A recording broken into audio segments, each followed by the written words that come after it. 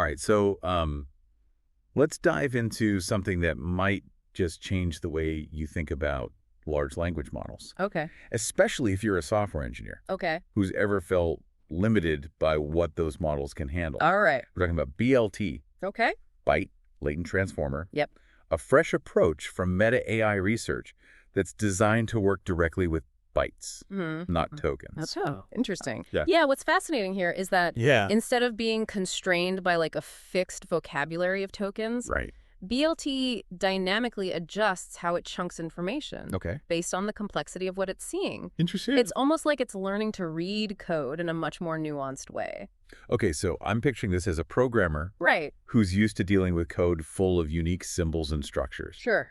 How does BLT actually help me with that? So think about it this way. Okay. Traditional LLMs, with their fixed vocabularies, they can stumble when they encounter a word outside their dictionary or code that uses a specialized library or syntax. Right. It's like trying to understand a sentence with missing words. Oh. You can guess, but you might miss the full meaning. Yeah, okay, so BLT avoids that whole issue Right. by working at the byte level. Exactly. But how does it decide how to group those bytes? Yeah. I mean, code isn't just a random stream of bytes. Exactly. That's where the dynamic patching comes in. Okay. BLT uses a concept called entropy Okay. to figure out how much information is packed into a given segment of bytes. Right. High entropy means lots of complexity, Uh-huh. so it creates a longer patch to capture all the nuances. Right. Low entropy, like a repetitive sequence, gets a shorter patch. So it's kind of like BLT is deciding on the fly Exactly. how much attention to pay to different parts of the code. Yeah, you got it. If it's something predictable, it can skim over it quickly. Uh-huh. If it's complex, it slows down and analyzes it carefully. You got it. And for a software engineer, this translates to potential gains in efficiency. Okay. Imagine a code analysis tool that can quickly identify the critical parts of your code base, Uh-huh. or a compiler that optimizes based on the actual complexity of your code, not just line count.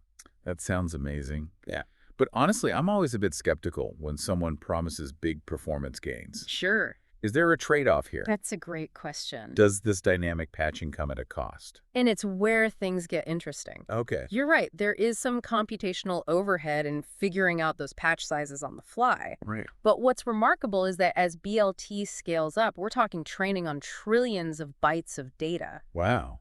It actually becomes more efficient at choosing the optimal patch size. So it's like it's getting better at recognizing patterns in the code Exactly. and therefore making smarter decisions about how to chunk it up. Exactly. And that's why they were able to train BLT on a scale that's never been done before with a byte-level model. Okay. 8 billion parameters and 8 trillion bytes of data. Wow. Okay. So we've got this model that can handle complexity and scale. Right. But how does it actually understand code? Right. I mean, bytes are just raw data. Yeah. How do you go from that to something meaningful? That's where the transformer architecture comes into play. Okay. But with a twist. Okay.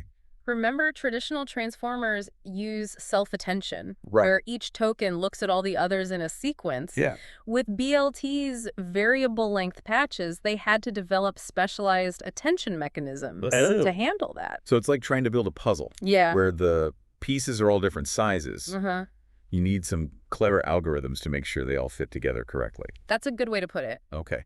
These attention mechanisms allow BLT to look at the details within a patch and the relationships between different patches, Okay. giving it a multi-level understanding of the code.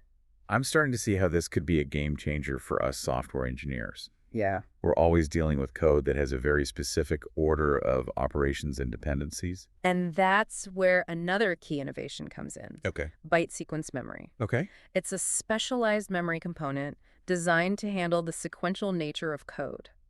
Think about how we as programmers Right. think about variable scopes, Yeah. function calls, Uh-huh. and nested loops. Yeah. BLT's byte sequence memory helps it capture those same relationships within the code it's processing. Okay, now that's really cool. Yeah. It sounds like BLT is starting to bridge the gap between how a machine reads code and how we humans think about it. That's a great observation. Yeah. And it leads to some interesting questions about how AI models might evolve in the future. But before we get too philosophical, Sure. let's get back to the practical stuff. Okay. I'm curious about the architecture. Right. How does BLT actually encode these bytes into patches? Okay. What's happening under the hood? All right, so it all starts with a specialized neural network that takes the raw bytes as input. Think of it as a kind of pre-processing step where the model is learning to recognize fundamental patterns and relationships within the byte stream. So it's not just blindly chopping up the bytes into fixed-size chunks. Not at all. This is where the latent and byte-latent transformer comes in. Okay. The model is learning a latent representation of the bytes, Uh-huh. which allows it to determine the optimal patch size for each segment Right. based on its complexity. Okay, so let's break this down Sure. for our fellow software engineers who might not be deep learning experts. Right. What's actually happening inside this encoding process? Imagine you're writing a function to compress data. Okay. You'd want to find repeating patterns Uh-huh.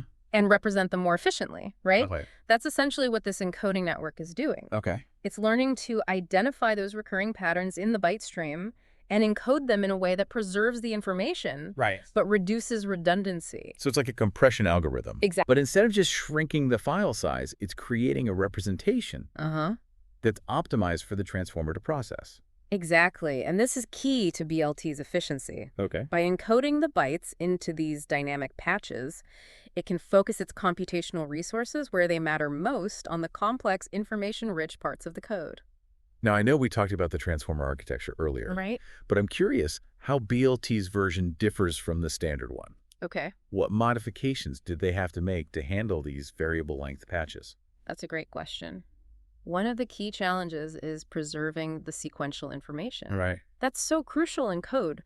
Think about how a compiler reads your code line by line, Yeah. keeping track of variables, function calls, and the flow of execution. If you just jumble up the lines of code, it's not going to work. Exactly. So traditional transformers use something called positional encodings Uh-huh. to tell the model where each token sits in the sequence. Right. But with variable length patches, that becomes trickier. Because now you've got these chunks of bytes that are all different sizes, Right. and you need to keep track of both the order within a patch and the order of the patches themselves. You've got it. BLT tackles this in a couple of ways. Okay. First, it uses a modified attention mechanism that can handle these variable length inputs. Okay. Instead of just attending to every other token in the sequence, it has to figure out which patches are most relevant to each other Okay. and how the information flows between them.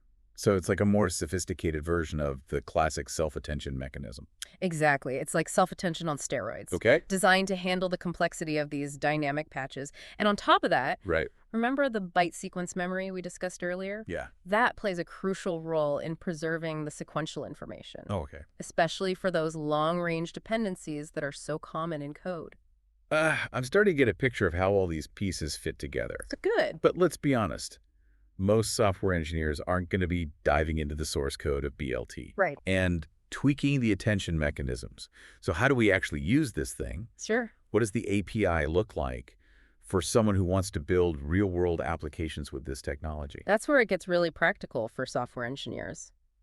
Think of the BLT API as a powerful toolkit for building code-aware applications. Okay. Once you have a trained BLT model, and thankfully Meta provides pre-trained models to get you started, Right. you can interact with it to perform various tasks. Okay, so I'm picturing myself as a developer. Right. I've got this pre-trained BLT model, Okay. and I want to build, say, a code completion plugin for my IDE. Okay.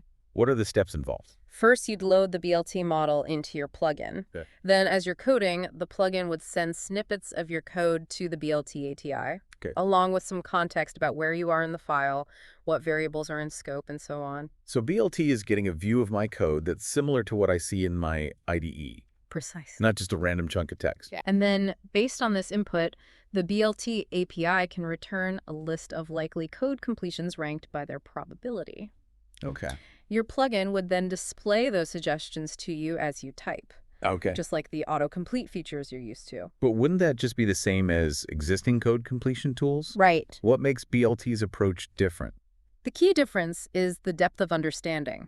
Traditional code completion often relies on simple pattern matching or statistical analysis. Right. BLT, on the other hand, is using its byte-level understanding and transformer architecture to make more context-aware suggestions. So it's not just looking at the last few characters I typed. Right. It's actually understanding the structure and logic of my code and suggesting completions that make sense semantically. Exactly. And this opens up a whole new world of possibilities. Okay. Imagine a code completion tool that can suggest entire blocks of code or even predict potential bugs based on your current code. Okay, so I'm starting to see the power here. But I'm also thinking about the challenges. Yeah. What are some of the things that software engineers need to keep in mind when working with BLT's API? One thing is that BLT, like all deep learning models, is still under development. Right. The API might change over time, and there might be limitations in terms of what it can handle. So it's not a plug-and-play solution. There's still some experimentation and learning involved. That's right. And it's important to understand that BLT is not a silver bullet. Okay. It's a powerful tool, but it needs to be used thoughtfully and carefully. For example, how do you handle situations where BLT suggestions are wrong or unhelpful? Sure. As developers, we need to be able to override those suggestions and make our own decisions. Absolutely. That's why it's crucial to design applications that allow for human oversight and control. Think of BLT as a co-pilot, not Okay. an autopilot. It can offer suggestions and insights, Right. but ultimately the human developer is still in charge. That makes sense. So it sounds like BLT is a promising technology with the potential to revolutionize the way we write and interact with code. But it's still early days, and there's a lot more exploration and development to be done. I agree, and I think that's what makes it so exciting. Right. We're on the cusp of a new era in software development where AI is becoming an increasingly integral part of our toolkit. It's been a fascinating journey, It has. exploring the inner workings of BLT and its potential impact on the world of coding. To our listeners out there, I encourage you to check out the BLT repository experiment with the API and see what you can build with this powerful new technology. Thanks for joining us on this deep dive. We'll see you next time as we continue to explore the cutting edge of AI and its implications for software engineering. Until then, keep coding, keep innovating, and keep pushing the boundaries of what's possible.